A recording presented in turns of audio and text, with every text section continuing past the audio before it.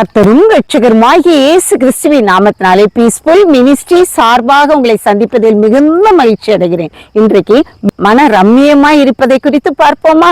நீதிமொழிகள் 15:15 மன ரம்மியமோ நித்திய விருந்து என்று சாலமோன் ஞானி சொல்கிறார். மன ரம்மியம் என்றால் என்ன? நாம் மன நிறைவோடு எல்லாவற்றிலும் சந்தோஷமாக காணப்படுவது. ஆம், மன ரம்மியம் நித்திய விருந்து. ஒரு விருந்துல ஆகாரம் எவ்வளவு முக்கியமாக காணப்படுகிறது.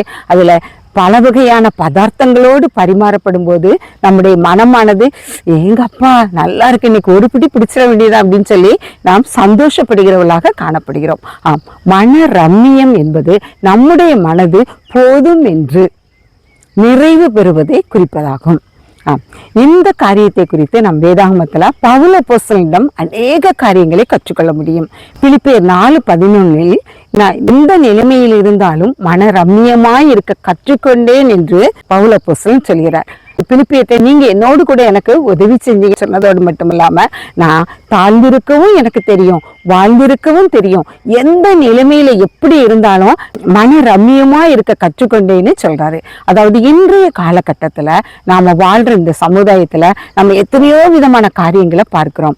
டிவியில பார்க்கிறோம், மற்றபடி விளம்பரங்கள்ல பார்க்கிறோம், செய்தித்தாள்கள்ல பார்க்கிறோம், பலவிதமான எல்லா அட்வர்டைஸ்மெண்ட்டையும் பார்க்கும் பொழுது இதை வாங்கிட மாட்டோமா, இதை செஞ்சிட மாட்டோமா, இதை பெற்றுக்கொள்ள மாட்டோமா, இதால நம்ம இன்னும் மற்றவங்கிட்ட நம்ம பெரிய ஒரு ஆளுன்னு காட்டிக்கிட முடியாதா அப்படின்னு சொல்லி சகலவற்றையும் நம்ம வாங்குவதற்கு விருப்பப்படுறோம். அதற்காக நம்ம மிகுந்த அபியாசப்படுகிறவர்களாகவும் நம்முடைய பணத்தை செலவழிக்கிறவர்களாகவும் காணப்படுகிறோம். ஆனா இப்படிப்பட்ட காரியங்கள்னால நமக்கு மன ரம்மியம் கிடைக்கும்னு நினைக்கிறீங்களா? இல்லவே இல்லை. இது நிமித்தமாக நம்ம இன்னும் அல்லல்படுவோம், துன்பப்படுவோம். அதனால நம்ம மன ரம்மியமாக போதும் என்கிற மனதோட கூட நம்ம காணப்பட்டால் மாத்திரம்தான் நம்முடைய வாழ்க்கையில நம்ம சந்தோஷமும் சமாதானமும் பெற்றவர்களாக காணப்பட முடியும். 1 தீமோத்தேயு 6:6 போதும் என்கிற மனதினை கூடிய தெய்வ பக்தியே மிகுந்த ஆதாயம்னு பவுல் அப்போஸ்தலன் சொல்கிறான். அது மட்டும் இல்ல, 7ஆம் வசனத்திலிருந்து 10ஆம் வசனம் வரை இவ்வாறாக சொல்கிறார். உலகத்திலே நாம் ஒன்றும் கொண்டு வந்ததும் இல்லை, இதிலிருந்து நாம் ஒன்றும் கொண்டு போவதும் இல்லை என்பது நிச்சயம். உண்ணவும் உடுக்கவும் நமக்கு உண்டாயிருந்தால் அது போதும் என்று இருக்க கடவோம். ஐஸ்வர்யவான்களாக விரும்புகிறவர்கள் சோதனையிலும் கண்ணியிலும் கேட்டிலும் அழிவிலும் அமிழ்த்துகிற மதிகேடும் சேதமுமான பலவித இச்சைகளிலும் விழுகிறார்கள். பண ஆசை எல்லா தீமைக்கும் வேறாயிருக்கிறது. சிலர் அதை இச்சித்து விசுவாசத்தை விட்டு வழுவி அநேக வேதனைகளாலே தங்களை உருவ குத்தி கொண்டிருக்கிறார்கள்.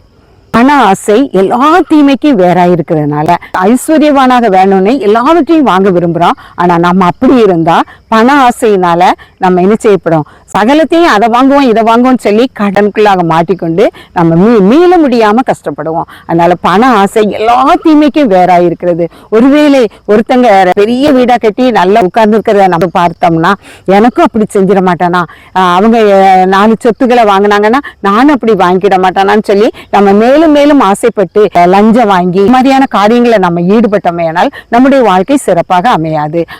நாம் வாழ்ந்திருக்கவும் தெரியும், தாழ்ந்திருக்கவும் தெரியும்னு அப்போஸ்தலன் பவுல் சொன்னது போல நம்முடைய வாழ்க்கையில எந்த வாழ்வு வந்தாலும் எந்த தாழ்வு வந்தாலும் மன ரம்மியமாக ஏற்றுக்கொள்கிறவர்களாக காணப்பட்டா மாத்திரம்தான் நம்முடைய வாழ்க்கையில நாம் முன்னேறி செல்ல முடியும். எத்தனையோ பேர் இந்த வாழ்க்கையில நம்ம பார்ப்போமே, ஆனா கண்ணு தெரியாதவங்க, காது கேளாதவங்க, நடக்க முடியாதவங்க தங்களுடைய வாழ்க்கையில நடந்து கொண்டு செயல்பட்டு கொண்டு இருக்கும் பொழுது அவங்களை பார்க்கும் பொழுது இவங்களெல்லாம் காட்டிலும் ஆண்டவர் நம்ம எவ்வளவு சிறப்பா படைத்திருக்கிறாரு. எல்லா உறுப்புகளையும் நமக்கு கொடுத்திருக்கிறாரு. எல்லா காரியங்களிலையும் நம்ம நமக்கு முடிந்த மட்டும் நம்ம செய்து கொண்டு இருக்கிறோங்கிறத அந்த நினைவை நாம் பெற்றுக்கொண்டு வாழ்வேனால் மன ரம்மியமாக இருக்க கற்றுக்கொள்ளலாம். ஒரு சமயம் ஒரு சகோதரி தன்னுடைய ஃப்ரெண்டை பார்க்க போனாலாம். பார்க்க போனவனே இவன் அப்படியே ஸ்தம்பித்து நின்றுட்டாலாம்.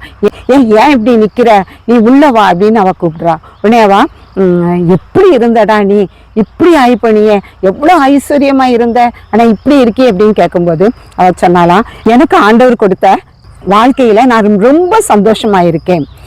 எந்த சூழ்நிலையா இருந்தாலும் என்னை பலப்படுத்துகிற கிறிஸ்துவினாலே எல்லாவற்றையும் எனக்கு செய்ய பலனுண்டுங்கிற வசனத்தின்படி நான் என்ன செய்றேன், எல்லாவற்றையும் என்னுடைய வாழ்க்கையில என்னுடைய அனுபவத்தின் மூலமாக நான் கற்றுக்கொண்டேன். இப்பொழுது நான் மன ரம்மியமா இருக்கேன், மிகவும் சந்தோஷமா இருக்கேன்னு அவ சொல்லும் பொழுது, இப்படிதான் இப்படி இருக்கிறேன்னு சொல்லி ஆச்சரியப்பட்டு அவளுடைய வாழ்க்கையை அவளுடைய அனுபவத்தின் மூலமாக இவர் பெற்றுக்கொண்டவளாக திரும்பி இவளும் சந்தோஷமாக காணப்பட்டா. இன்றைக்கு நாமும் அப்படித்தான் இருக்கணும். நம்முடைய காரியங்கள்ல யாராரு எப்படி இருந்தாலும் நம்ம கடவுளுக்குள்ள மனரம்யமா இருக்கோமா, உலக பிரகாரமாக நம்ம இச்சைகளின் பின்னாலேயே எனக்கு அது வேணும் இது வேணும்னு நம்ம சென்று கொண்டே இருந்தா நம்முடைய வாழ்க்கை சுகித்து இருக்காது. ஆனா நம்ம ஆண்டவருக்குள்ளாக மன ரம்மியமாக அவருடைய வேதத்தை நம்ம கற்றுக்கொண்டு அவருடைய வேதத்துல அவருடைய வேதத்தின்படி நாம் நடக்கும் பொழுது ஆண்டவர் நமக்கு பெரிய காரியங்களை செய்வார். எண்ணி முடியாத அதிசயங்களையும் ஆராய்ந்து முடியாத பெரிய காரியங்களையும் செய்கிறவர் நமது ஆண்டவர். அதனால நம்ம எப்படிப்பட்ட சூழ்நிலை வந்தாலும், பிள்ளையா இருந்தாலும் சரி, பணக்காரனா இருந்தாலும்,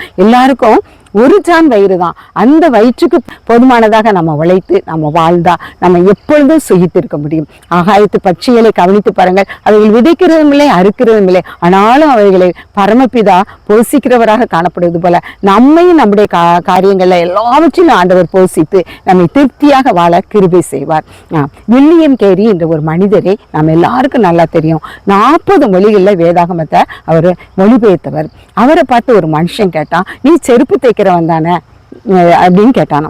உடனே அவர் சொன்னாரு, இல்லையா, ரொம்ப மனத்தாழ்மையா தலையே செருப்பு தைக்கிறவையா அப்படின்னாராம்.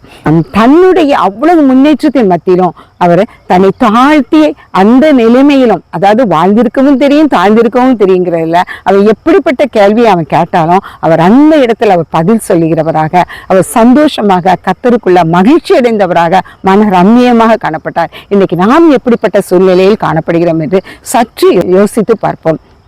ஆண்டவருக்குள்ளாக மன ரம்மியமாக இருக்கிறோமா?